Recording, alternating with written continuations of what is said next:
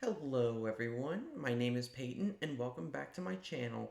Today we are going to go through one free agency decision that happened that I kind of wanted to separate for its own video, which is basically the whole Deshaun Watson debacle, because there were a lot of parts to it and I think there was just way too much going on um, to where basically I think it's best if we just put it in its own video. All right. So so before I go into Deshaun Watson fiasco, I will get to specifically on what the Saints did since I am a Saints fan and everything like that. And I was gonna record it literally like the night before they made a. It wasn't on draft day, but it was a trade for the draft with the Philadelphia Eagles. So I honestly might as well wait until after the draft to talk about the Saints' moves this offseason. Now, if you want me to talk about before the picks, that's perfectly fine. I could definitely do that, but I personally rather wait till afterwards, mainly because who you draft is definitely a big deal. I think it would be a much different scenario if they draft a receiver and or an offensive tackle compared to if one of them is a quarterback. All right, so that's why I rather wait till after the draft. But again, you can comment in the comment section below if you want me to do it beforehand. But back onto the video, I want to talk about the Deshaun Watson situation because I do think it is a pretty nasty one, I guess, for a lack of a better term. So, in case you don't know, Deshaun Watson is or was a starting quarterback for the Houston Texans. He was drafted back in 2017 by the Texans, and he easily became a top 10 quarterback, and I would honestly argue a top 5 quarterback. He is a top 5 quarterback, that's 100% in terms of what he's already produced at his young career so far, and in the success that he has in the short amount of time. He's only made it to the divisional round, but I think myself, like most other people, would argue the Houston Texans and more so Bill O'Brien really screwed over the potential of the Houston Texans while Deshaun Watson was there. Mainly trading away DeAndre Hopkins, if I can speak, for whatever reason. All right. But basically, back in time until about 2020. Yeah, it was about right when the pandemic hit, and there were reports that were coming out, allegations, I should say, that Deshaun Watson was sexually harassing or sexually assaulting women. And then when you look more into it, then it's looking like it's a very specific scenario. So basically, it's about 20 something, 20 or maybe just 20 allegations. Most of them are from different women. Some of them it's multiple allegations on sexual assault, and these nature are in a specific nature in the sense that it is Deshaun Watson basically calling up massage therapists through, or I say calling them, but he could have been reaching out on Instagram, on through DMs, whatever it may be, and then just basically just like calling them or contacting them saying, hey, I want a massage. You can come over to my house or I go over to your house, whatever it might be. There's that arrangement. And then in the middle of it, he would make some really, really peculiar requests, which if you talk to literally any massage therapist, they would say that that way crosses the ethical lines and everything like that, and could easily cross over legal lines too. And that's exactly what the whole situation is going through. And the NFL looked into it and they said, yeah, these are some serious allegations going on. And it seems pretty evident to me when you read through all of these documents and everything, the reports and the court documents, that he definitely liked a particular type of adult films, I might say. So basically, this past season, the 2021 season, with all of these pending, The Houston Texans, under the head coach of Dave Culley, decided it's not a good idea to play Deshaun Watson, so he sat out the entire year. Deshaun Watson really didn't even want to play for the Texans anymore after all the decisions that they have made, which in that sense I don't blame him, but I can't really root for the guy with all these allegations that you really read through. And unless I am wrong, all the criminal charges have been dropped, but now what is still pending are all the civil lawsuits, which is definitely way different. So doesn't look like Deshaun Watson will be serving time in jail as what most teams presumed. But he could still owe a lot of money to different people, legal fees, everything like that, with all of this action that he put himself through. And and obviously, when the criminal charges were pending, no one wanted to trade for him except for the Miami Dolphins, but that's a whole nother thing that I don't want to get into right now. And then, but no one else wanted to play him, trade for him. No one wanted to touch him except for the Miami Dolphins. And so he ended up just sitting the entire season. And then, ever since the charges dropped, multiple teams were calling for interest and for trade value. Um, the four teams primarily, or really, were the Cleveland Browns, the New Orleans Saints, the Atlanta Falcons, and the Carolina Panthers. And you'll immediately notice that three of the four teams are from the NFC South, and this all came about after Tom Brady came out of retirement, which I don't know why he couldn't just stay retired, but again, I don't want to sidetrack myself too much. Anyway, so the first team he told no to were the Cleveland Browns, because in the Cleveland Browns is a whole nother thing I want to get into, because I do think it is somewhat connected, but I'll get to that in a little bit. But the next team he told no to were the Carolina Panthers. The Panthers had a really rough season with quarterbacks. They started off with Sam Darnold, who easily just declined. Like, I don't know what, I don't know how to describe it at this moment, but he declined from the start of the season.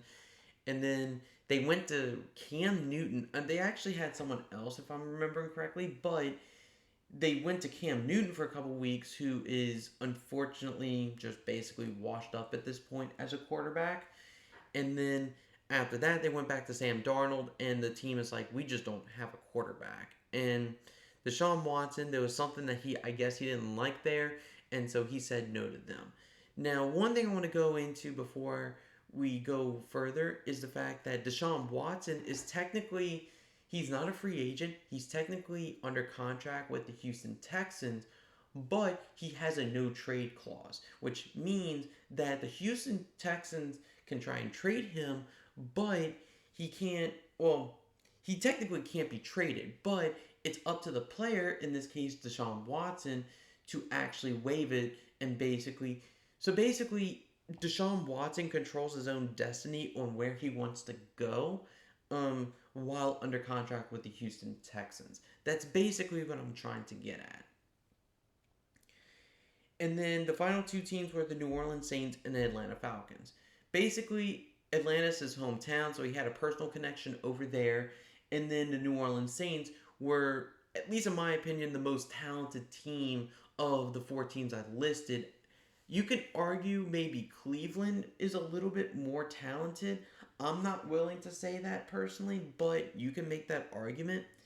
But he already told Cleveland no at this point, so it seemed like it was going to be the New Orleans Saints because they had the trade assets that Houston was looking for.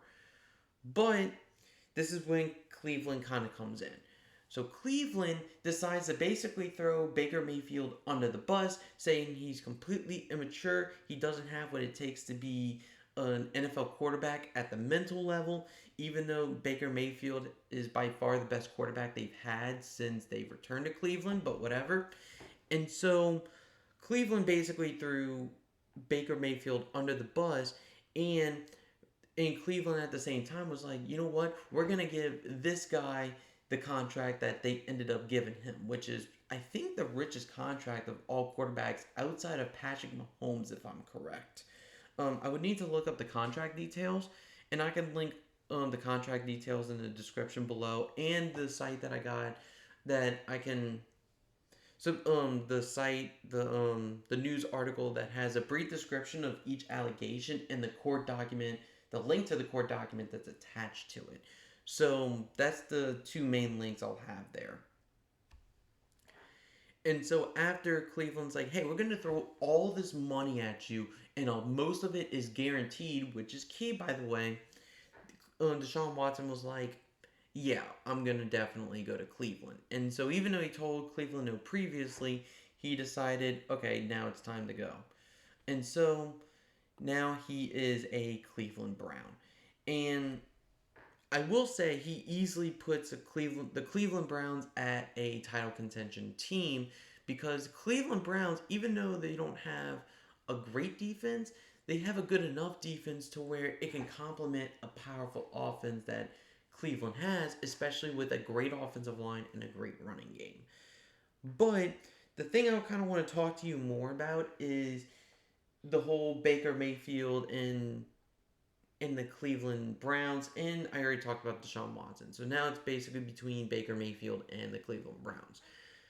So the one thing I will say is that Baker Mayfield is he's a pretty cocky quarterback. You've kind of always seen it with him. To me, the most notorious example is when he was in college with Oklahoma, and he was basically talking back to Kansas fans. Again, it's Kansas. Why are you doing this against Kansas? But whatever. And then he grabbed his crotch in a taunting way, basically. It just kind of shows who he is, and then he hasn't really matured from that ever since he got to the NFL. And then it just seemed like there was a whole beef with Odell Beckham, where basically he just refused to throw Odell Beckham the ball. The one thing I will give Baker Mayfield credit is the fact that even though I don't think it's really a good thing, I do have to give credit to anyone who tries to fight through injury, especially with someone like Baker Mayfield, who had a pretty serious shoulder injury in his throwing arm and still tried to play through it this past season. You could tell it obviously affected him, but he still wanted to play football and he still wanted to provide for his team. So he really wanted to do that.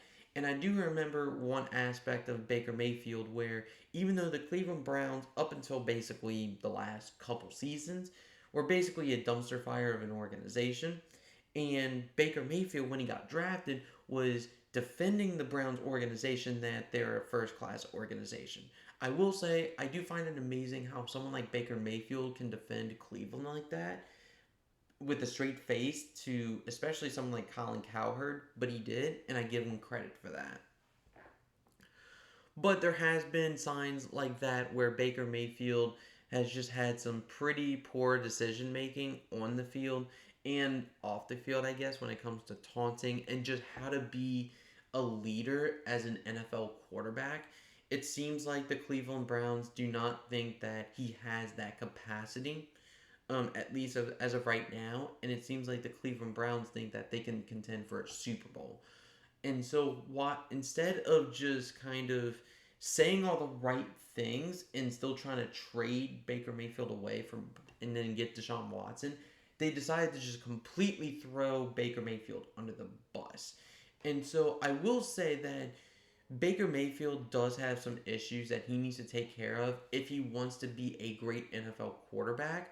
At the same time, if you're an organization, you can't throw your franchise quarterback under the bus who you just paid a lot of money to. I just don't think that it was really a good idea, and it just gives off a really bad vibe for other NFL players. Other NFL players might think of the Cleveland Browns other than just being a dumpster fire of an organization and just think like, do I really want to be thrown under the bus for poor performance like they did with Baker Mayfield? No matter if you like Baker Mayfield or not, you kind of have to think about that if you're a player. You want that kind of support. You want support from an NFL organization if you play in the NFL. And so seeing that from the Cleveland Browns, why would you want to play there? That's just my biggest problem with the Browns organization, even if they are right about Baker Mayfield. I just don't think they went about it the right way. So that is about my big analysis with the whole fiasco. So as of right now, the Cleveland Browns actually are still they still have Baker Mayfield on their roster as a quarterback. They are obviously trying to trade him, but as I said, the last report was that they are taking their time with him. So they're trying to do their due diligence, see who's really interested in him, and see what kind of offer they can get. All right. So I think that will be it for this subject. Another just kind of little couple things right here. So as you see in this gameplay, I do have a few Apex Legends gameplay. I didn't win any of these games. I hate to spoil it as far as I can remember, but they were pretty fun. I did have some pretty good moments, so I might as well just show it off. And then I've really been trying to get on to streaming and uploading more often, but unfortunately, life does get in the way. And so I'm trying to be more consistent with my uploads, and I'm hoping I can get better and more consistent. But unfortunately, I just can't promise you that right now. So definitely, I really do ask for your patience, and I do thank you for the patience that you've already had with me. I'm so thankful for you to be able to come by, watch my video, hear me talk about some nonsense, and then just being able to leave that like button, comment in the section, and I definitely ask you to subscribe if you are new. Again, my name is Peyton. I've been talking about the Cleveland Browns and the Deshaun Watson fiasco. Peace.